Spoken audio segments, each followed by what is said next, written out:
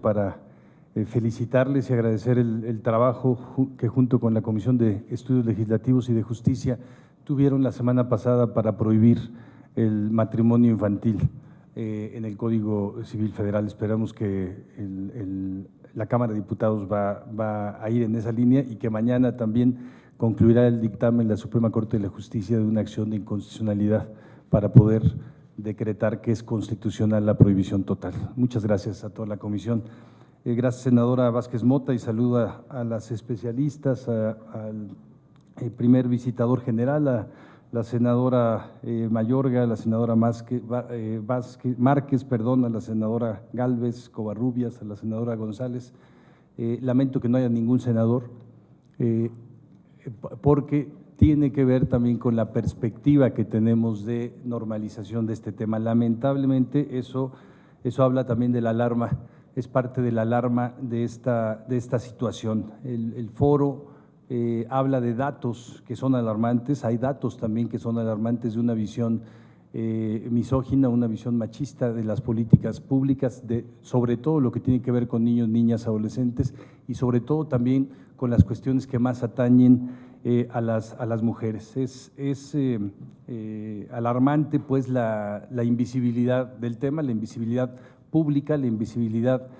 política, la normalización del tema, ya hablaron quienes me antecedieron de este tema, y también la desatención por parte de las políticas públicas, la falta de capacidad que han tenido las instituciones del Estado mexicano, desde el municipio hasta la federación, para poder no solo atender, no solo prevenir, sino incluso frenar esta situación. De los números que mencionaba el primer visitador, quisiera añadir el hecho de que de los casos de abuso sexual que se reportaron en el Secretariado Ejecutivo del Sistema Nacional de Seguridad Pública en 2018, que son 18,288 casos, que además ya llegaron a un expediente en el Ministerio Público, y sabemos que hay una cifra negra también muy grande que no llega. En el 2015 teníamos 11,894 casos. En el lapso de 3 años, hasta el 2018, pasamos a 18,288 casos. En el año 2017, en las 32 entidades federativas, otro indicador que es del sistema de salud, que se refiere a los egresos hospitalarios por lesiones provocadas por violencia sexual, hay una tendencia a la alza en las 32 entidades federativas, ¿no? Creo que,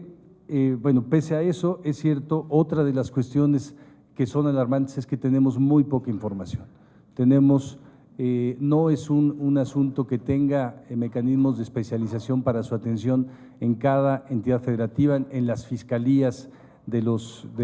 estados, tampoco en el Poder Judicial de las entidades federativas, y en los ámbitos en donde se puede detectar más fácilmente estas agresiones sexuales contra niños, niñas, adolescentes, que es en el ámbito de la educación, en el ámbito de la salud y claramente en el ámbito de la familia, de la atención de la comunidad.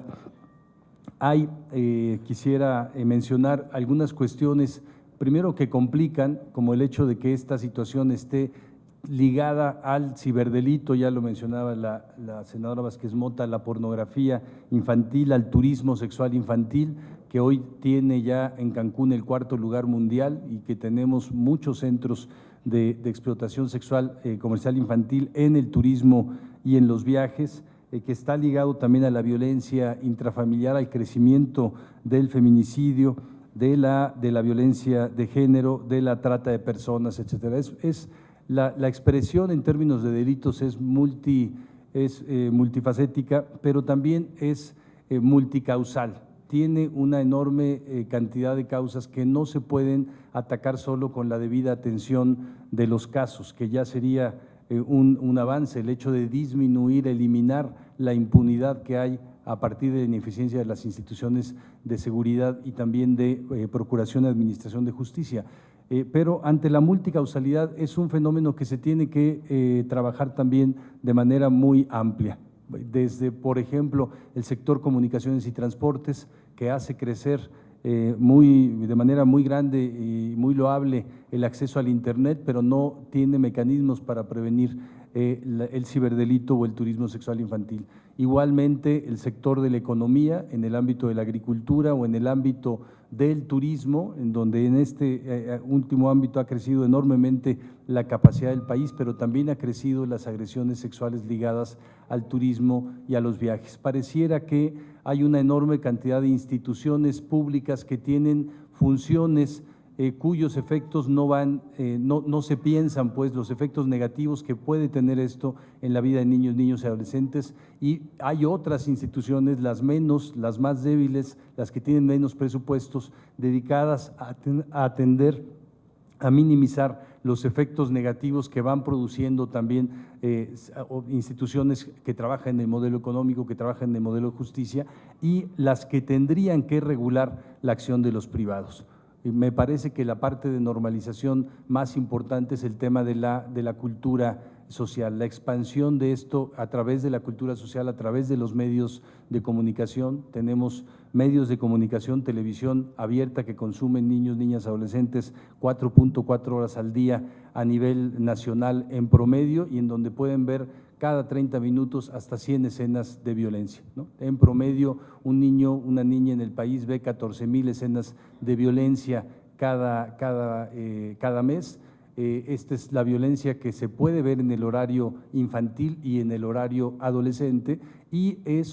hay una permisión también claramente del Estado hacia los particulares. Los particulares en el país han hecho del sexismo, del machismo, de la agresión sexual, de la venta de violencia sexual, también un gran negocio, y esto tiene que ser tomado en cuenta cuando hablamos de prevenir y atender este delito y esta cultura que lo sostiene, que hace que perviva. Quisiera terminar, además de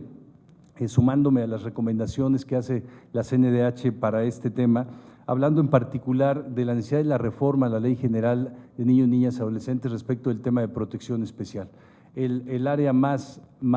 urgente que tiene que funcionar en todo el país son las áreas de atención, las áreas de primer contacto, para que se pueda atender a los niños y niñas que requieren medidas de protección especial. Son las Procuradurías de Protección, y yo quisiera recordar que pese al gran trabajo que hizo el Senado de la República, las organizaciones civiles, los organismos internacionales en el año 2014, esa ley se aprobó con presupuesto base cero, y seguimos prácticamente en esa situación. Las procuradurías, ya tenemos más de 1,000 procuradurías en el país, pero no tienen la capacidad suficiente para atender estas situaciones, de tal manera que no las tiene el sistema de justicia, pero tampoco las tiene quien tendría que mirar al niño, a la niña desde una visión más integral, trabajar la restitución del daño, la reintegración en el espacio, los cuidados alternativos cuando se necesita, y la intervención en los núcleos familiares en donde hay situaciones de violencia. Esa una, y también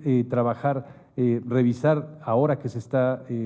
dando una reforma a la Ley General de Educación y al artículo 3º constitucional sobre la educación sexual integral. Es una de las cuestiones que se han debatido mucho, que no se logra avanzar plenamente, y que también es un mecanismo de prevención de este tipo de situaciones. Muchas gracias y mucho éxito.